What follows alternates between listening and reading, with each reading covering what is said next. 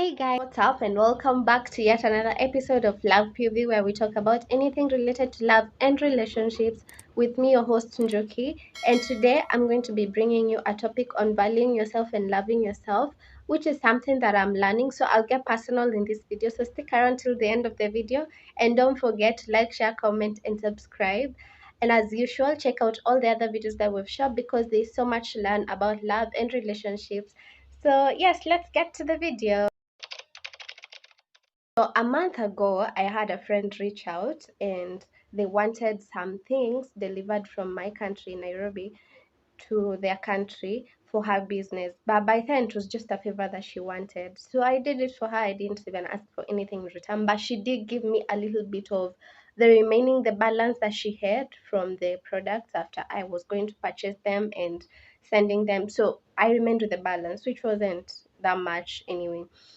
It wasn't significant to say that that was payment. So, considering the work that I had done, so this went on. She needed help again, a favor, two, three more times, and yesterday was my fourth time, I think. So before I did the favor yesterday, I told her we need to discuss a payment plan. And when before I discussed that with her, I had thoughts in my head that I'm not worth to have this conversation. I didn't feel like my value was good enough to be among her expenses, while as it actually is. Many people genuinely undervalue themselves. They don't see their accomplishments as things of value. And there's so many reasons why you may feel like you're not of value. Your skills are not what are needed. Your skills are not of value to that person. And you undergrade yourself and you don't put yourself out there, and then you fail, and then your life is just in a stagnant, not going anywhere. So some of the reasons that you feel like you're not of value is comparing yourself to others. So for instance, yesterday, let's just use my example here. For instance, yesterday I kept asking myself, am I of value? The price that we decided with this friend that I was delivering packages for, am I of value like a delivering company is?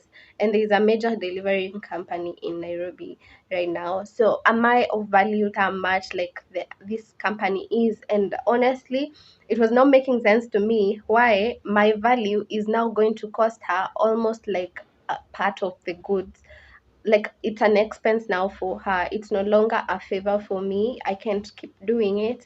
But I kept comparing myself to now the delivering company. What if she just goes with that delivering company rather than using me, rather than making me be part of her expenses? And that brought me down for a hot minute. And then I decided, if she decides to go with a delivering company next time, because this is now when we have talked about maybe getting paid by her, if we decide that now she's going to get a delivering company to do the work for her, then that's fine because I'll still do my business. I will not have to leave my business to go run errands for a person for free. I will not do that. So it's a win for me whether or not we go into business with this. So that comparing yourself to others, they say the thief of joy is comparing. Comparison is the thief of joy. And I honestly agree. Even in this case, I really do agree because that took away part of my joy yesterday. But other than that, I'm glad that I snapped out of it because it can get you down up to I wanted to talk to her and tell her there's a specific delivering company. If you don't feel like I'm doing enough job for you, rather I'm providing good services for you can go to them. How crazy is that? How ridiculous do I sound? Yes, that's how ridiculous it is to compare yourself to others. Number two is self-doubt. So self-doubt and comparison, they don't help each other. So for instance, I didn't have any self-doubt honestly about I will be able to deliver. Yeah, I've done that in the past, and I think that's where self-doubt was not working for me yesterday when I was making the delivery. But when you doubt yourself and then you start comparing yourself to other people who are doing the same thing that you want to do, that you're doing or you're pretending to do, it's not going to do you any justice. It's just going to pull you down and make you not do what you want to do. So you fail to value yourself because you're doubting that you can perform, your skills are good enough, your accomplishments are good enough. And that brings me to point number 3. You fail to acknowledge your accomplishments. So what this does is it brings you down and your emotions down. So when you're presenting yourself to someone who is a prospect, you do not bring out your value as you should. You do not bring out what am I bringing to the table, as they say. It's not good enough. It's just haywire. It's average. So the prospect will say, you don't even believe in yourself. Why should I believe in you? So, for instance, if I would have wanted to do this as a career, I would have marketed myself. Like, I would have already started the marketing myself as an errands girl. I will run your errands for you. The errands that you need to run in Nairobi, I will do them for you at a certain charge, at a certain cost, and your errands will come to pass. If you want things delivered to you, they will be delivered to you at this and this date. I would market myself and put myself out there. And this is where me acknowledging my accomplishments is important, because I will use these accomplishments as my portfolio. I have done this and this for this person, and I have done this and this for this other person, and they were successful and they were happy, and this is their feedback. So you see, where I don't acknowledge my accomplishments, I will not be able to put myself out there. I will not be able to put my value for people to see and actually use me as their errands girl. So that's an example now of myself if I would have wanted to take this as a career option. Yeah. But if you want to put yourself out there, you need to acknowledge your accomplishments so you can use them and get more prospects to come and invest in your value.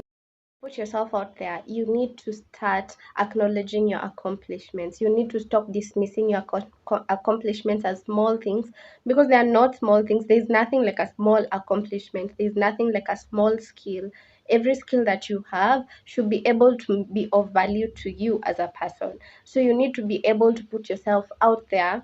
This is my value, these are my skills, these are my accomplishments. You either are with me or you're not. If you want a hairstylist and you know little bits of styling hair, you need to be able to put yourself out there as a hairstylist, the baddest hairstylist there is in town. So people can trust you first, and they can even trust before they see your work. You need to be able to trust yourself first before other people can trust you. You cannot be here telling me that you should trust that I will make your locks, I will make your hair look so gorgeous, and you don't believe it. You have to also show people, this is my accomplishment. I have done my locks myself. So if you want locks, come hit me up. I have a rate for locks. See, I'm here marketing myself with my locks. This is actually in real sense. I'm here marketing myself with my locks. And if you want locks, I got you, because I believe this is an accomplishment. I believe this is a skill that I have that can make me money, that is of value. So if you want the value, if you want to look good in locks, hit me up. I got you. So I'm not here selling things that I am not even believing in myself. So you need to be able to acknowledge your accomplishments before you put yourself out there. And the funny thing is, this is not only in services that you give, this is also in relationships. You cannot be able to be in a relationship with a person if you do not know your value, and then you expect that your significant other to be is going to know your value more than you know.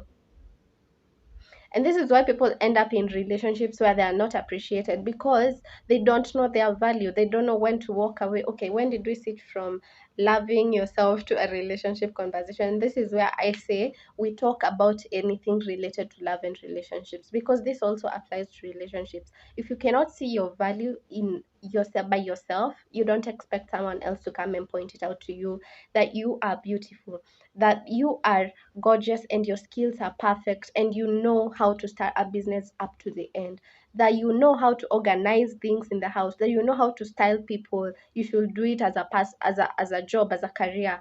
You have to know your values and how you can use your values and your skills. And your value, I have to remind you again, your value is not dominant on your skill level. If you do not know how to make good locks, then your value is less. It's only less such that I will not prefer you as my loctician. I will go to another person as my loctician. Yeah, that's point number three. On why you may be able to undervalue yourself, rather not know what value you have, is a lack of feedback from people. And this is where I will remind you, rather I will tell you if I've not said this in the past, surround yourself with people who know your value every time, and they are not afraid to remind you that this is your value and you're very valuable, and your value is not your skill. You are way more than your skill. You as a person are so much more than a skill. And if you want to learn a skill, it's not above you. You can be able to learn it. So when you don't get feedback from people, you don't trust in yourself. You don't trust that you will be able to do what people are putting you out there to do. So for instance, if I didn't have someone to remind me of my value, that I have things that I'm doing and I have to stop them to do things for another person that is not concerning me, that is not a benefit to me or any profit.